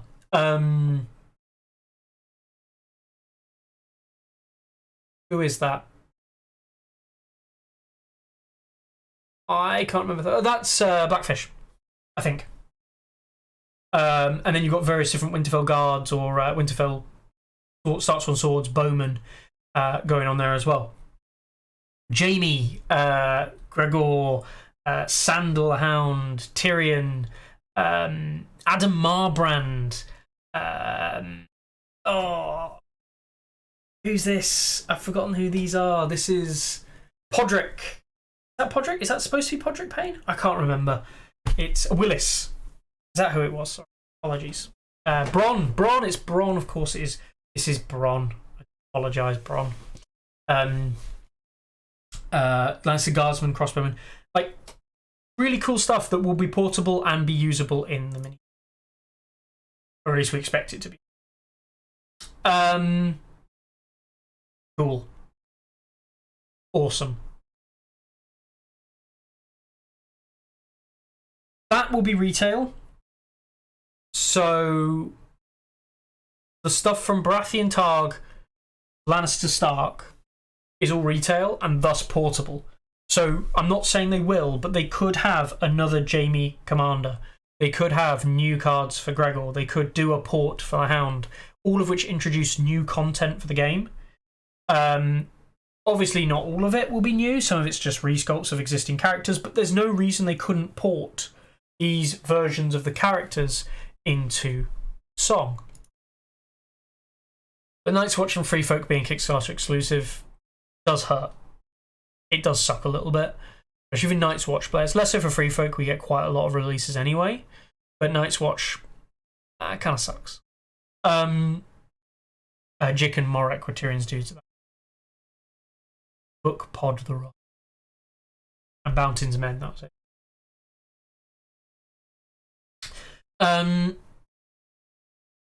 Yeah, there's some interesting stuff there. Ian, don't get me wrong, it looks great and everything, but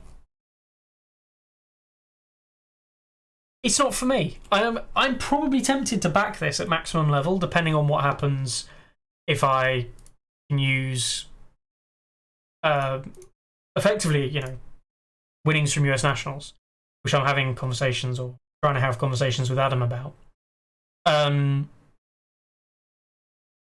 I would love to get the Dragon set. I would love to get everything, I pay element for it for shipping or whatever, Don't mind any of that. But,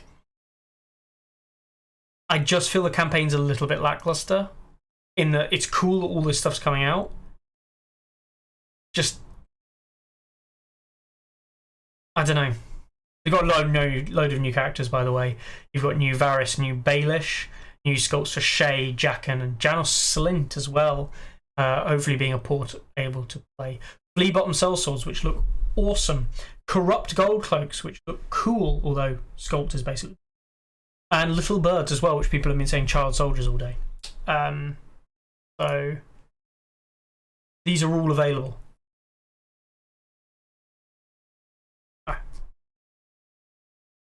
Wrong thing.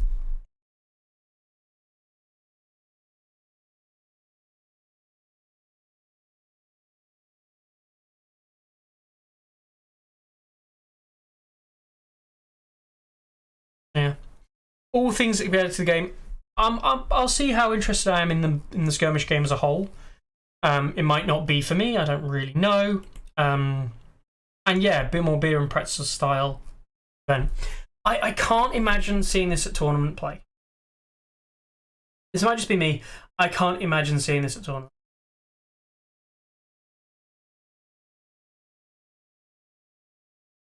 That's just me, though. Maybe I'm wrong.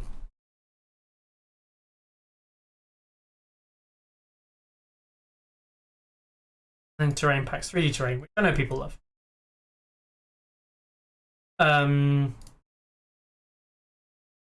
Yeah, it's okay. It's fine. Like, just a lot. Each box costing £70 is like a starter set, a song, roughly speaking, $70. Yeah, it's roughly speaking what a starter set costs for a faction, and you get 2 factions inside it, 2 warbands. I can't complain. Like, the value's fine. The value is absolutely fine. You get a lot less minis than you do in a faction starter. You also don't get the deck, but I'm guessing you get everything to play, so the relevant cards for the factions, all the relevant pieces, and all the relevant like intrigue plots and stuff. So that these are isolated games, right? Is there a Starbucks copy? There isn't. These are based off the books, not the show, remember? Yeah, I don't know, just it feels odd because the stretch goals, these things aren't really goals. They're just telling you each day what is going to be in the box that we already know exists. And then they introduce some other bits and bobs here and there. Yeah, it's fine. It's great. It's an odd campaign. And I think that's, you know, normal green stuff on. I think that's where it kind of sits. You know, it smashed its target. It was what, 1 hour and 45 minutes, 2 hours to fill the target.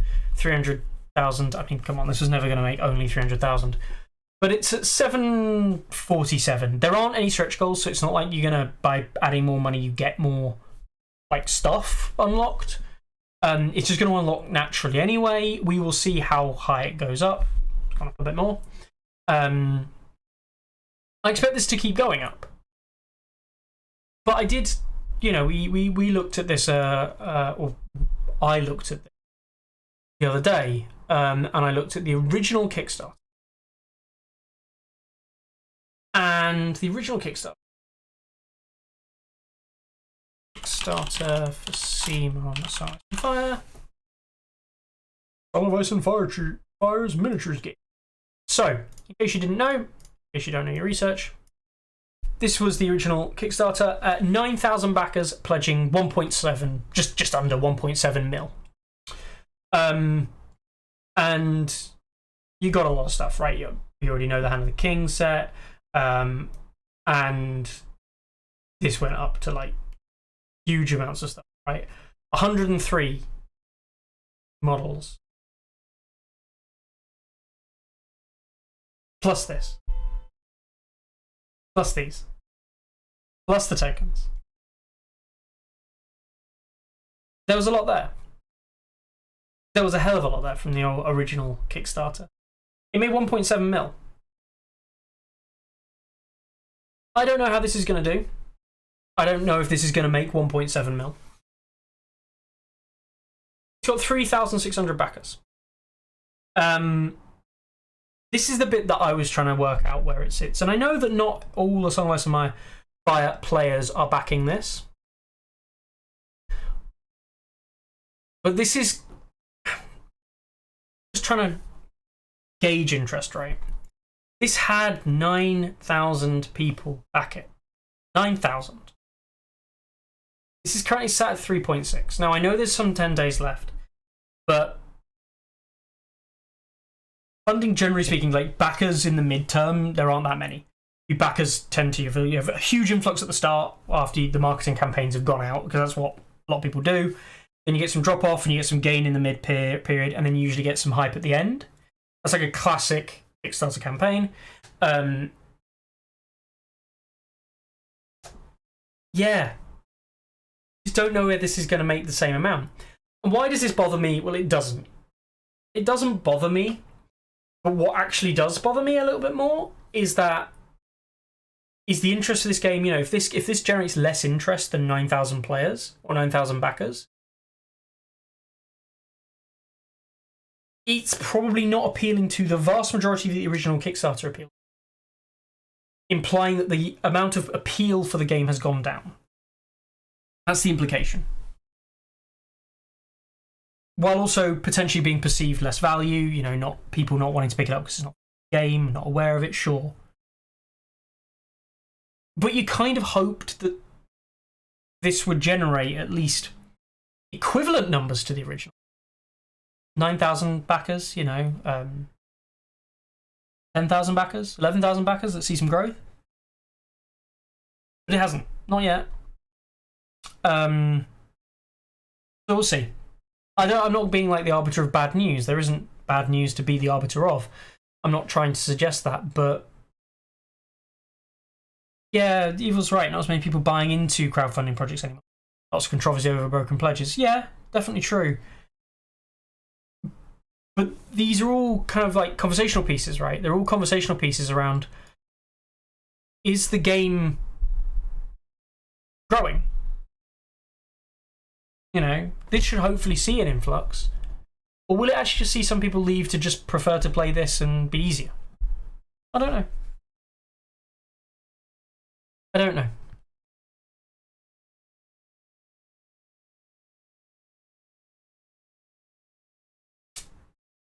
I don't know.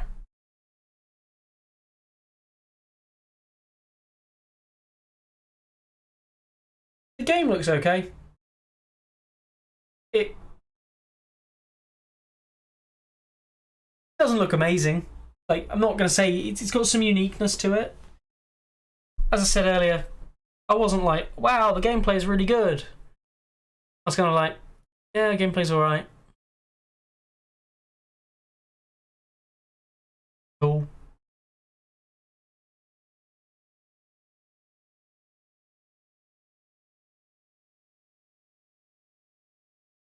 Let's see what people in chat are saying.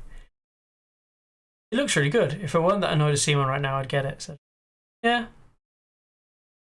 DJ Pipe would be cool, definitely.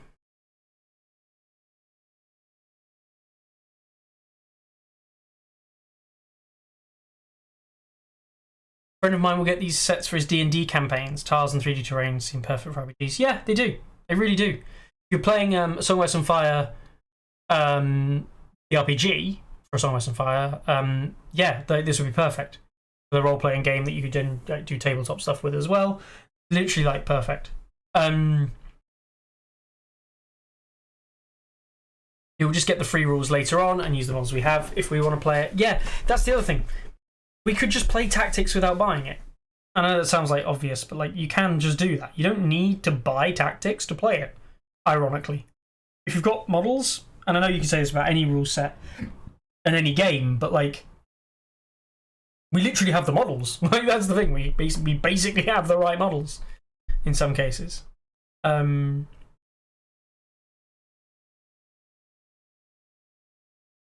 Yeah, and many people buying in. Yeah, it's obviously a thing. We've had a debate around which loyalty Robert Brath is allowed in. Allowed in both, I guess. I don't know. We'll find out when he gets released. Don't think you'll ever see a Kickstarter in the heyday of Kickstarters be surpassed now by a campaign. Different world. Yeah, it's unlikely. It's unlikely, but like.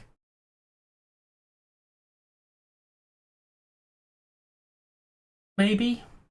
Wow. Funny.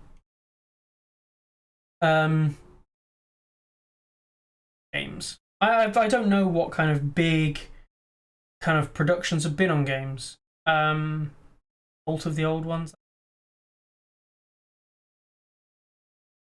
Tiny. Darklands, Brutal Week 2. Oh, that's my miss. No, Miss Miniatures, by the way. You like stuff for D&D, check out Miss Miniatures, UK-based company. They make some wicked stuff in resin, honestly. I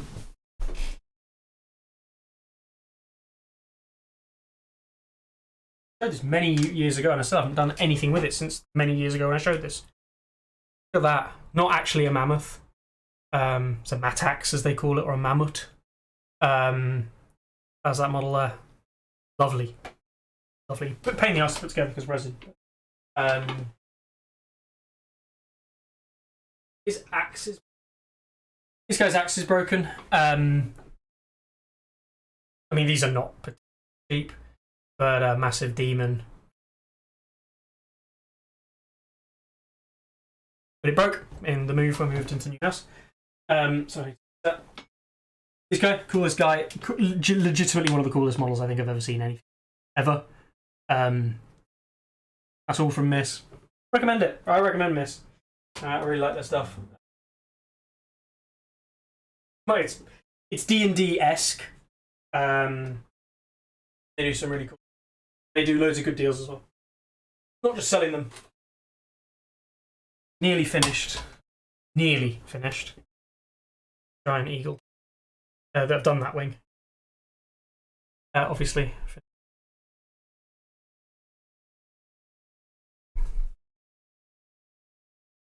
Here's my first piece that I've genuinely spent a long brush him up. One of those ones you have to go around and do the edges again and really brush up, but really happy with how. Yeah. Check him out. Check him out. Check Miss out.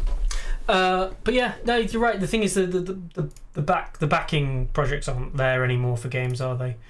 Not big ones.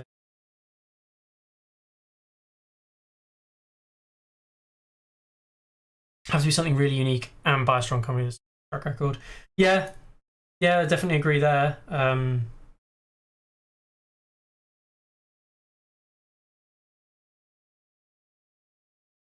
Eve, 370, yeah, that big for Eve. Yeah, these are all small, actual small games. I'm even trying to think. So I backed a game playtesting for not too recently, too long ago. It's only 140 euros, 140,000 euros. Yeah, games.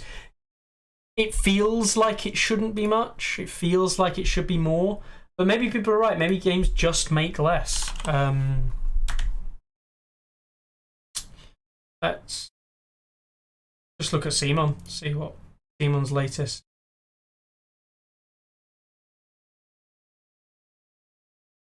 So it is the Deceased, right? Deceased finished up recently. 12, nearly 13,000, 2.5 million. Obviously, Deceased, it is a strong IP. Mordred, it's just shy of 700. Zombicide, White Death, I mean, Zombicide makes so much money, it's unreasonable. 3.8. Sure. Why? Like, why? I don't get me wrong, like, the production value on Zombicide is decent, but, like, seriously, why do they make this much money? I have no idea why people urinate cash on Zombicide. Honestly. It honestly piss money at it. It's crazy. I've never understood why. The game is not that good. I've played the game. I played the game years and years ago. The original Zombicide came out and it's like, fine, it's not that good. It's fine. Not that good. You want a full Kraken armoured Victarion? Yes, we do. Somebody who works in the industry, I think people overestimate how much revenue board games can generate. Yeah, maybe. You'll only have so many Gloomhavens, Wingspangs, Roots, or Arc Novas out there. Yeah, 100%. Children also play games. Yeah, that's true, Joska. Sunk Cost Fallacy says Evil Sponge. It has zombie in its name. Yeah, these are all reasons. John, I don't get Zombie said. I've played it. The game is, like, fine. It's not that good mechanically. It's not that clever. So the funny thing is, I played Zombicide. We were going through the original Zombicide, right? When it first got released by Simon, way back in the day. We were playing Zombicide, and we were playing,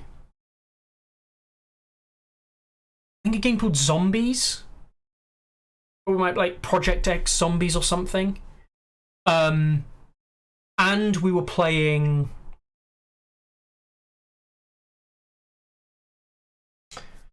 another game like it. Oh, it's gonna really annoy me. That's gonna really annoy me. Also,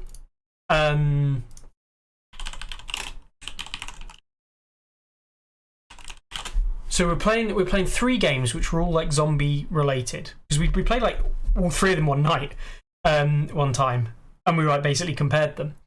And we also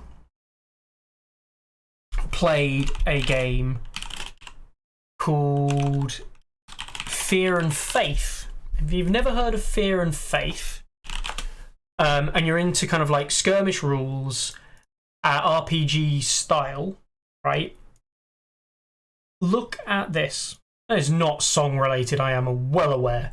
But look at Fear and Faith. You can pick the rules up online, you can buy the rules if you want. But look at Fear and Faith. It's a really nice, good little set of miniature agnostic rules for RPGs, but not just for RPGs, but for tabletop playing. And the rules are brilliant, because it just has like extra erratas and extra things you can have in. So specifically, the reason we remember it, or one of the things was Kooky Teenage Monster Hunters was the actual add-on to Fear and Faith, and it's literally it's supposed to emulate a mystery machine and them solving crimes, but the crimes and the people that they're actually solving are actual zombies and actual ghosts. They're not Scooby-Doo, but it's all based around Scooby-Doo with the rules for all the characters and everything. Yeah, really cool. But yeah, like these are all, we played all of these at the same time. This rule set, by the way, brilliant. Honestly, Fear and Faith, brilliant little rule set that's so applicable to like any time span, anything you want to do, any amendments. I amended it for Van Helsing, and I created a Van Helsing scenario, and I got the models for Van Helsing and the vampires and the townsfolk, the blacksmith, the gravedigger, all the various different characters, that even minor parts in the village in Van Helsing. So the scene in the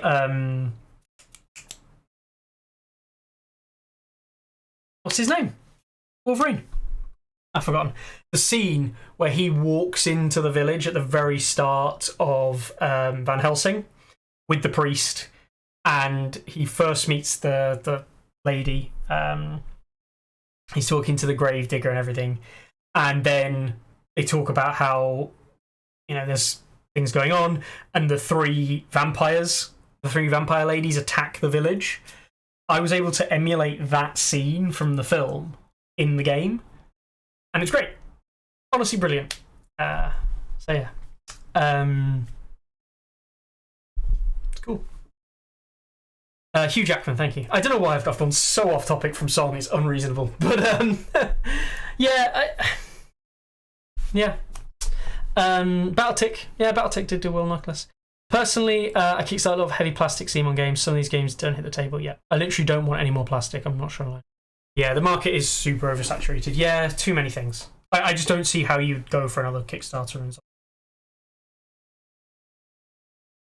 Man, that film was sick. Yeah, that was one of my most watched films as I was kind of growing up as a teenager.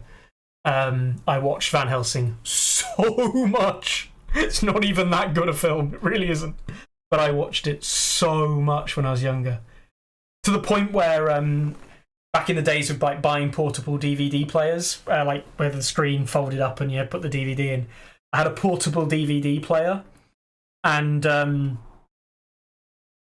it was the Van Helsing CD that lived in the DVD player, and I would take the Van Helsing CD or DVD out, put whatever in what I wanted to watch, then when I was finished I'd take that one out, put it back in the box, swapping it back for the Van Helsing and putting Van Helsing back in, because I knew that I'll probably just watch it at some point of an evening, even if it's just like half of it or just a few key scenes, because I thought the film was great. And I mean, it's not a good film. It is not a good film, but it is fun. And yes, Kate Beckinsale. It's not a good film, but it's one of those films I just have a guilty pleasure of, and I just love it.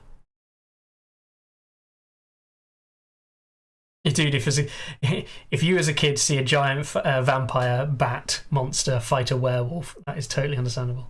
Exactly. Insert like Blade references, although Blade became really bad towards the end. But like other films like that. There's also just Hugh Jackman. The whole scene in the courtyard in the village is fantastic. The whole scene storming the castle is brilliant.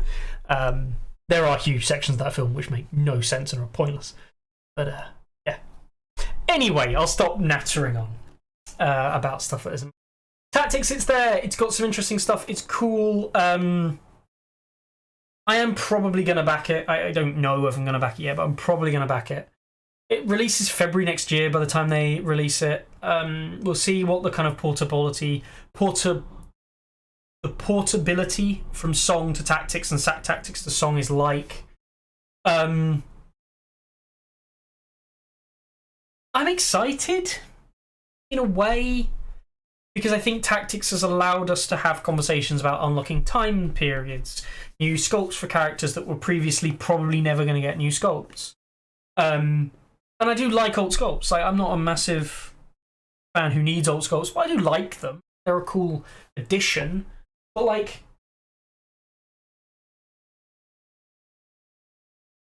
I just don't want it to be the only thing. We'll see. It looks cool. Comments have been up and down. I think people are so on it. There have been quite a few kind of comments around like, why is this not better?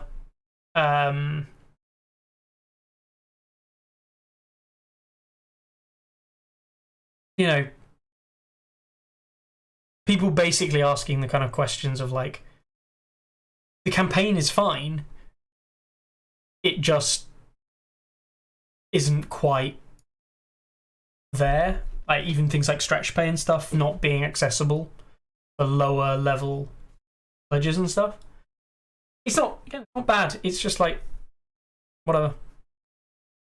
Who doesn't like Vampire Pomeranians? Yeah. Blade 2 best Marvel movie. Probably not, Ilya. It's up there. I don't remember Blade 2. Yeah, maybe.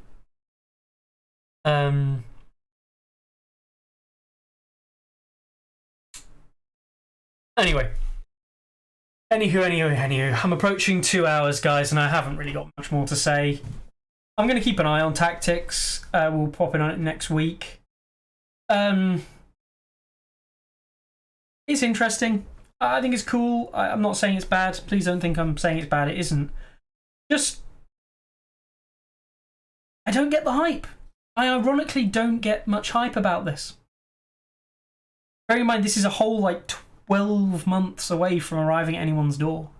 And I'm tempted to get the dragon diorama. Like, I am tempted to get the dragon. Because I really like dragons. Like, I'm a big fan of dragons. Big dragon miniatures. I used to have, like, as a child, when my mum and stepdad, when they weren't miniature painters or anything like that. We go to the Lake District, though, and there was a place called Piggin Pottery, which is a place you could go in and they paint pottery and then you put it into, like, a glazed furnace and you get a nice plate, or you get a nice little pig, which is why they called it Piggin Pottery. They did a lot of little pig sculptures you could paint. And then down in like Cornwall, Devon, there was a load of similar kind of like, you'd go in, you'd paint pottery up, and then you get it in the kiln, go back, collect it the next day, whatever. Anyway, this kind of stuff. And whenever I would go to Piggin Pottery or any of these other places, they always had dragons, and I always used to paint dragons. So even as a kid, I would have little pottery dragons on my shelf, which I knew I painted, and by God, I was not able to paint. But you know, we're talking like younger than 10 years old, but that's where I first started miniature painting before that, but that was when I couldn't do it. Bad at it. Now I'm okay at it, at best. If you use your winnings towards that, that's what I would do better than mom. Yeah, exactly. Well, that's the thing. I'm not going to spend $1,000 US on anything else. Why would I buy anything from the US to have it shipped over here for increased costs? That's a pointless waste of time. I've got $1,000. Throw it all into campaign. Simon keep the money. Supposedly is what I'm supposed to have. But that's a conversation for another day when I hear back from Adam, because I have to hear back from Adam. first. If that happens. Hopefully it does. Alright then. Let's enjoy ourselves. Let's keep enjoying ourselves. Let's see all the cool stuff that's coming up. We'll talk about the German event next week with our guests. We have got some other events coming up, though, that I do want to point out. So, remember, it's been up there all evening. The Invitational. Potential to win spots or contact Carlo if you want a spot in regards to your previous winnings or performance on the rankings or whatever. We've got a bunch of events in Russia by the looks of it this weekend. I know that they're gearing up for a Kazan Nationals event, I think. Hope that goes well for the Russian players. Another event in Germany. Poland. Germany, Hungary. Wow. Amazing. Spain, Germany, Pontypool, UK. Gaming. Cool. Good to see that's on the list. Song of Hazard and Ludic, which sounds like it's not Ice and Fire, but it probably is. I don't know. Namur in Belgium this weekend as well. Paris, France, King's Landing Tournament. Quebec, Canada, Rumble in the Riverlands.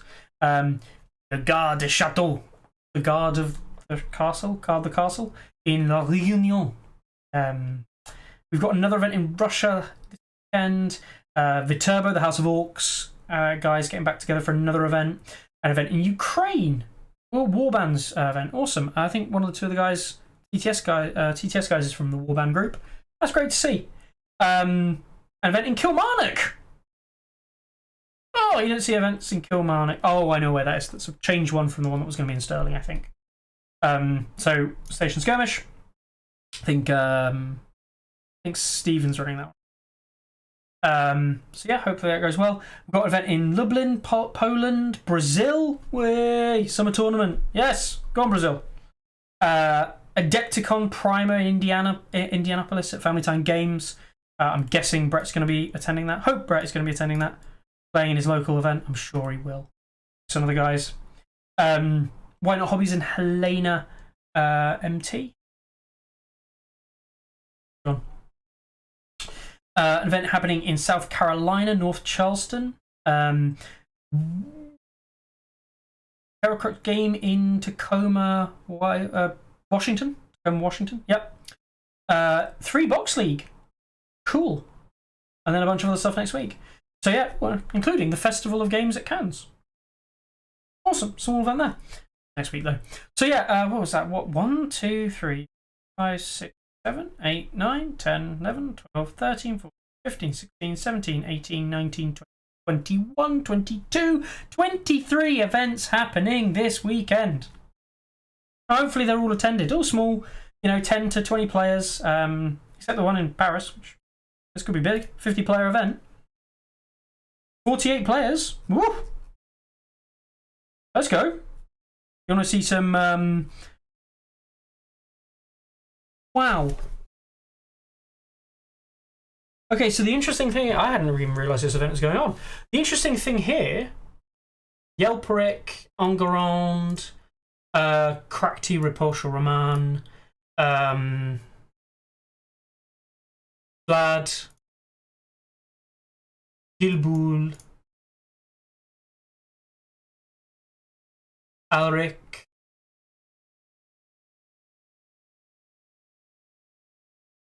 Balaran, maybe Shablu, and Le Jour Masque. The ones I've named, those ones I've named are names I recognise. So the reason I say this is actually quite interesting, and just a very quick look, there is a lot of names on there I don't recognise, and I don't follow the French scene that much. But that could mean that there's a lot of French players. Oh, Ragnarok's another one I do recognise from the Tenlong group. But there's a lot of players on that list who I don't recognise, and that's a good thing because it means there's a lot of players who are getting into the game, newer to the game. Players are getting connected with the scene. Amazing, genuinely. 50-ban tournament out of nowhere, out of the blue. I didn't even know was there. So yeah, check that out this weekend. Running this weekend in Paris. awesome. Genuinely awesome to see that out of the blue. Did not expect that. But yeah, loads of other little kind of like 10 to 20 player events happening all across the world. 20 odd tournaments, guys. It's great. It's fantastic. Game's healthy. Game's great. Balance is good. You know, the faction spreads are good. Go and enjoy the game, guys. Go and have a great weekend. Go and have a good week. Enjoy it. Play some fun stuff. Enjoy yourself playing this game. Yeah. Let's go. Go and enjoy. Last thing, I did mention earlier, I'm wearing my D20 top. On the bottom, said I like dragons. It's my present from my partner. Christmas. It's a guy killing a dragon. Oh, yeah. Because he rolled a natural 20. Say that there. Okay, cool. Right. You have a good evening, guys. Have a good weekend. Have a good week. Have a good day. Have a good set of games. I'll catch you next week with Chris and Daniel, and I really hope to see you then. Take it easy, guys. Thanks for coming down. Ready? Aim! There's too many. Anyone see my mammoth?